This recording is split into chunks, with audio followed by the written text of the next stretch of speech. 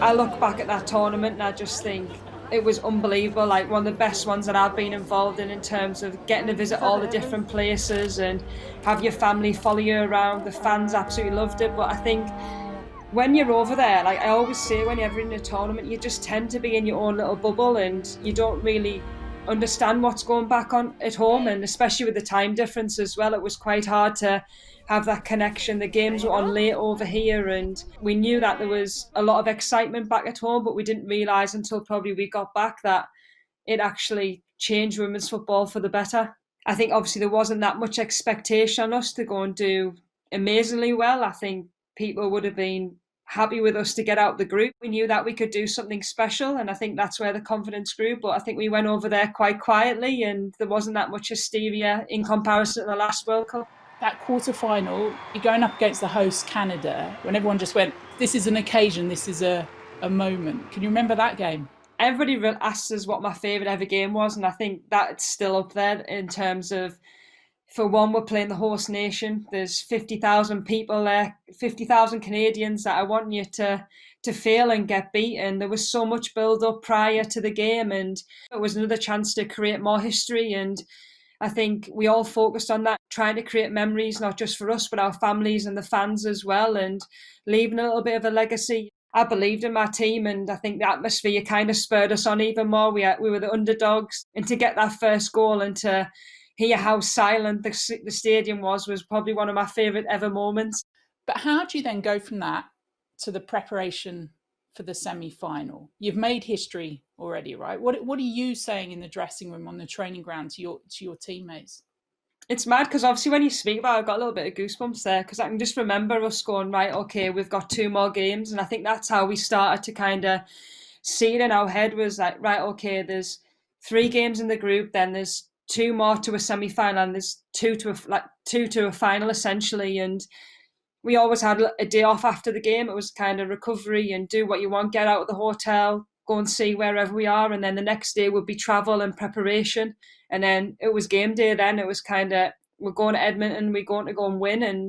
And I can just remember everybody just absolutely buzzing. And the fact that we had a chance to be in a semi-final for England was an amazing achievement. Final question. When you're wagging your finger, what will you be saying to the rest of them in the huddle? World Cup final. How was that then for you? Because you were, a year into your captaincy, 2014, you'd been handed that armband officially. Are you in that moment, in the lead up to this semi-final, are you pulling players aside? Are you having individual conversations? I think I just try to be natural. I think it's important that you kind of stick to how you are. And for me, it's important that I was able to prepare properly, because the only way that I can lead my team is if I'm prepared and I'm playing well. So it was all about making sure that we were honest in meetings, and if I needed something or if somebody needed something from me, it's about just trying to get it out there and go, right, okay, well, when we play Japan, we might do this. And you're trying to be relaxed as well. It's important that once it gets to that warm-up, I think that's when you kind of zone in and you kind of thinking, right, okay, I need to maybe get the girls going here, and then that's when it just naturally takes over. There was one message, wasn't there, from Prince William? Was that just prior to the match? When did the phone call happen with him? How did it work? It was all set up. It was quite funny, and Mark was obviously like, oh, there's a phone call here. I wonder who it is, kind of thing. And obviously Prince William was on the phone, and by that time you're getting millions and millions of messages from everybody back home, which is unbelievable. And you actually realise how much of an impact it is having back home, and how many people are supporting you and taking notice of England women playing in Canada in a World Cup. So just to know that he's been watching and he's wanting us to get to a final was pretty special. Did you have something prepared to say? I always do. I think every pre-match meeting I would have to say something, which obviously probably takes me out of my comfort zone, but I think it built a relationship with the girls and obviously the rest of the staff, how much it means to play for your country. And we love a huddle at England, so it's important that I can get my message across, but also let other people speak. And it's important you have different voices. But this meant a lot to everybody, and I could see how excited the girls were and how much it would mean if we could get to a final, and how far we had come. We'd been on an unbelievable journey so far, and we didn't want it to stop. Is that what you said, or do you not want to tell us? I mean, I can't remember going into much detail, but there's probably a few swear words in there, to be honest. But I think it's more along the lines of trying to remind everybody about what our jobs are as a team and sticking together and just going out there and believing that we can go and win. We had the talent in that squad to go and do something special. And I think if I look back at all the games that we played in the World Cup, I think the Japan game was the one that we played the best in. We give them respect, but at the same time, we knew that we had physical players and a lot of players that can go and win football games. The whistle goes. When do the nerves drop away? When does that whole, this is a semi-final of the World Cup, drop away? When that first ball's kicked, you're just in the zone then. I think, yeah, you're dying to get on the ball. I think the way that I like is I just want to get my first pass right, and you either want to win your first header, your first tackle, and then you kind of settle a little bit. As soon as you see someone going in for a tackle, or whether it's Jill winning a header or Chapman absolutely snapping someone, it's kind of like, right, okay, we're in a game here, and you just kind of just zone into the fact that you're standing there next to your teammates and you're wanting to win. 32nd minute, and there's a penalty. The benefit of replays, right? We can call it that it was outside the box. Take me from where you were, what you saw, and this is Claire Rafferty, isn't it? Giving away the first penalty. It just wasn't in the box. We were just screaming at the referee, just going, how is that in the box? How can you not see that it's just not in the box, kind of thing? And I think you get so frustrated and you get mad because it's so obvious, and you can see Raf's just getting so angry. She's like, it wasn't in the box. It's not a penalty. And you're thinking, we've played so well for 30 minutes and they've just getting a penalty that should never have been one. And it's hard to switch that mindset because it means so much to you and you get emotionally involved and you're like, how has that even happened? But as soon as the penalty went in, it's kind of like, right, okay, we've got to get back onto it now. We've got to try and get a goal back as quick as we possibly can. Now, I'm not saying this was a soft penalty that you went up and earned the other. I am saying it's a soft penalty, Steph, that you went up the other end. At what point? All right, you tell me. You felt contact, right? So you've gone up the other end. This is like the 40th minute and you feel contact. I don't know what I'm doing. I don't even know why I'm in the box there, but I know she's caught us because my boot comes off and people are like, she's dived. And I'm like, you've just caught my foot. Even my dad says, and I was like, it's the worst dive I've ever seen in my life, Steph. But I'm like, Dad, she actually caught us, but it won us a penalty. And I think if it was soft, the other one was softer. So I'm like, right, okay, well, let's just go back to it being a draw. And fortunately, Farah puts it away. You know she's going I've never got a penalty right? in my life anyway, so I'll take that. Laura Bassett, given what's about to come up, she'd been playing out of her skin in that game, hadn't she? Had you noticed that being alongside her, how well she was playing? Bass is probably one of the most underrated players in women's football, I think, in terms of what she brings to a squad on and off the pitch. I think this was her chance to shine in a World Cup, and she was tremendous. I think playing alongside her, we built such a good relationship. We complemented each other really, really well. And when the back's against the wall, I think you always know that Laura Bassett's going to wear her heart on her sleeve and put her body on the line for England. And that was apparent throughout the whole World Cup. So when you're walking off the pitch at half time, it's 1-1, very much back on top in this game. What are you saying to her? What are you saying to the rest of the team?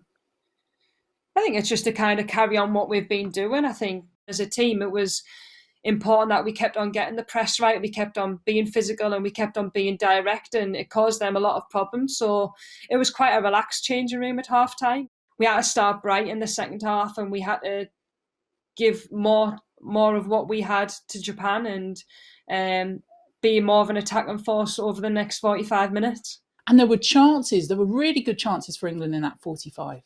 You're watching all of those happen. Do you do that bit that as fans sometimes we do and think, this isn't going to be our day?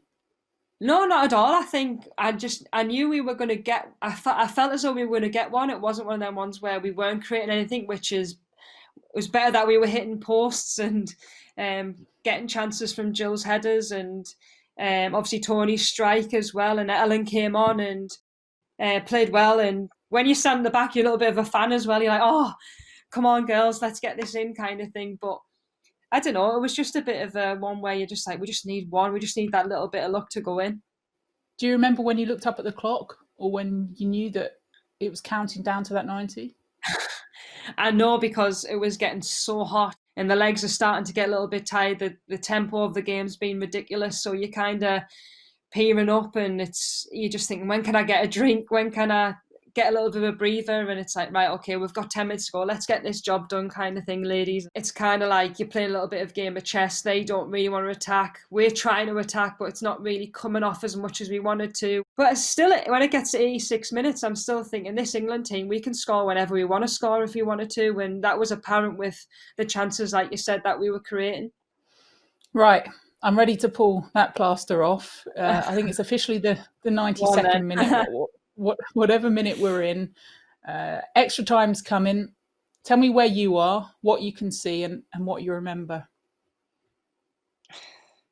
I just remember them getting a break, and I still don't even know how it happens. And we're just behind, I think we're just 3/4 up there, and maybe a third up the pitch, and they break, and the next minute I'm just like, how's that just gone in? I'm like, where has that come from? I'm just thinking, right, okay, drop, get behind the ball, try and get in line with Bass, try and protect KB as much as we possibly can, look for runners. And in that moment you're thinking, what how's that happened?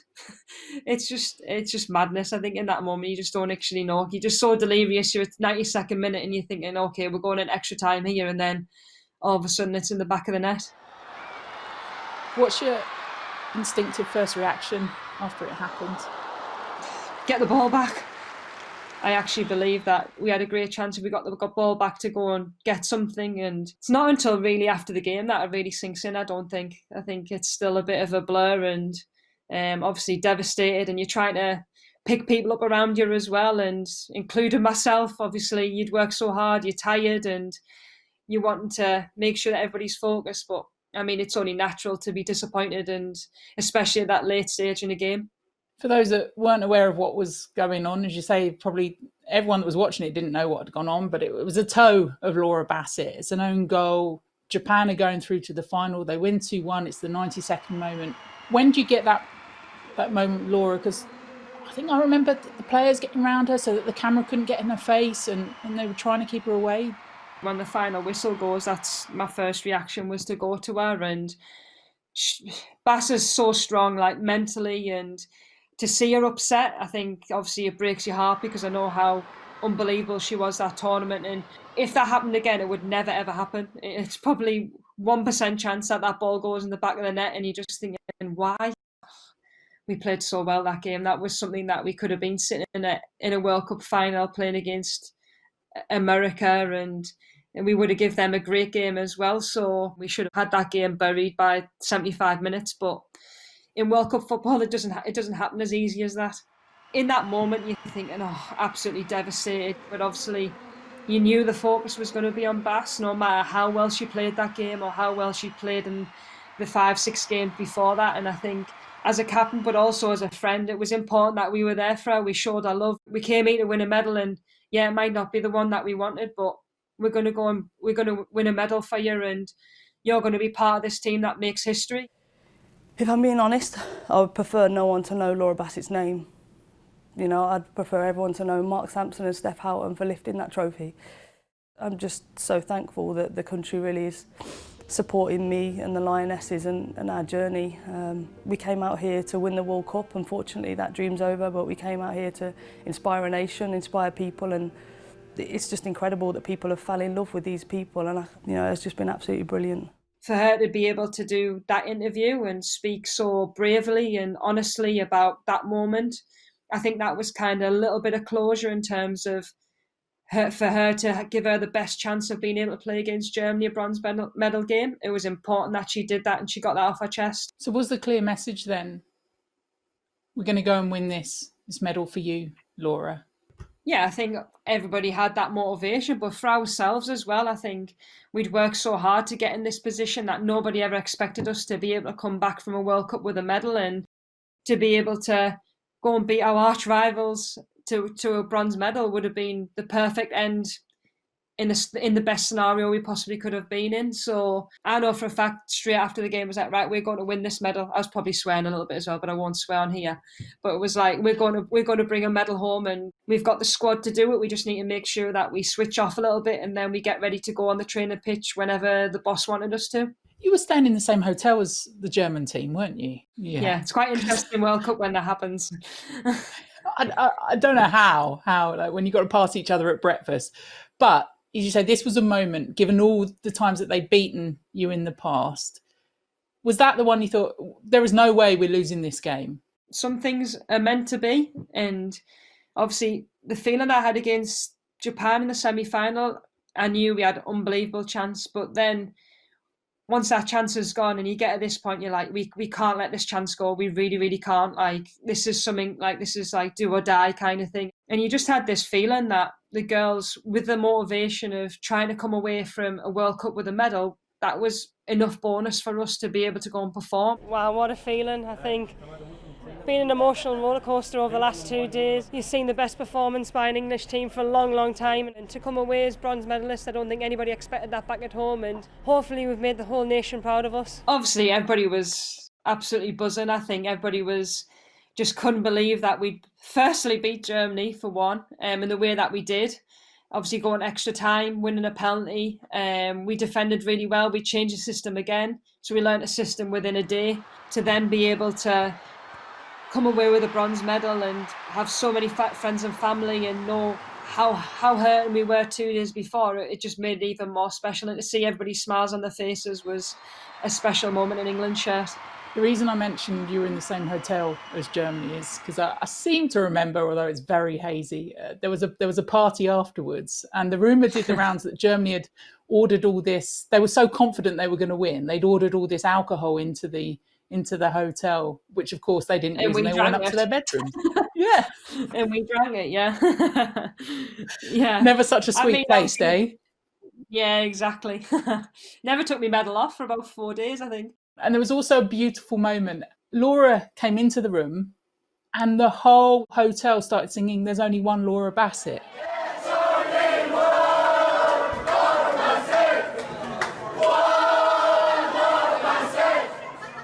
That just epitomises what she is and how much she meant to the squad. And like I said before, that was my first thing, was that we've got to win it for Bass. We have to. She absolutely kills us when we still sing it now when we see her. And obviously when she was back in the England squads, it was obviously people always remember that time. And there's so many videos of not just the players, but all the friends and family as well, the reporters all in the hotel singing it. So it was kind of a nice ending to something that we could have had even better, but at the same time it was a great ending to our World Cup journey.